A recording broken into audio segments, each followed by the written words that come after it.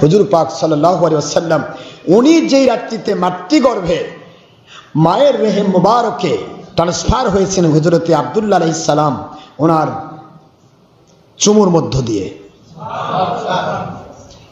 সেই রাত্রিটার নাম কি? আজকের রাত। হযরত আহমদ বিন হাম্বল রাহমাতুল্লাহ আলাইহি চার ইমামের এক ইমাম জেনে বলেন, আমি আমার আল্লাহকে মিসালি সুরতে কুদরতি ভাবে আল্লাহকে কেউ দেখবে না এক আল্লাহর হাবিব ছাড়া। মিসালি সুরতে আমার আল্লাহকে আমি ৮০ বারের বেশি দেখেছি।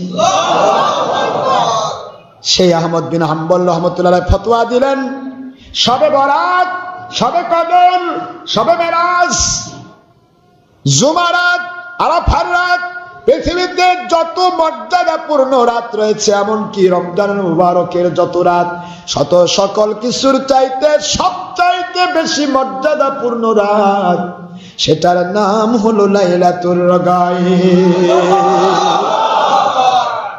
সবাই দৌড় দিয়ে গেলেন, আয় আল্লাহর ওলি, শবে বরাতের দলিল কোরআন হাদিসে আছে, শবে কদরের দলিল কোরআন হাদিসে ডাইরেক্ট আছে, সবের ব্যাপারে দলিল আছে, লাইলাতুল গায়ব ব্যাপারে তো ডাইরেক্ট কোনো দলিল নাই, ডাইরেক্ট কোরআন হাদিসে দলিল নাই।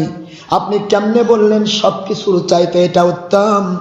হযরত আহমদ বিন হাম্বল রাহমাতুল্লাহ আলাইহি বলেন, কে বলেছে কোরআন হাদিসে দলিল নাই?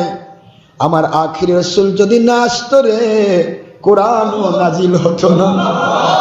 আমার আখির রাসূল যদি না আসতো রে, নামাজও আসতো না, রোজাও আসতো না, হজও আসতো না, যাকাতও আসতো না, সবে কদর, সবে মেরাজ, সবে বরাত কিছুই তো আসতো না।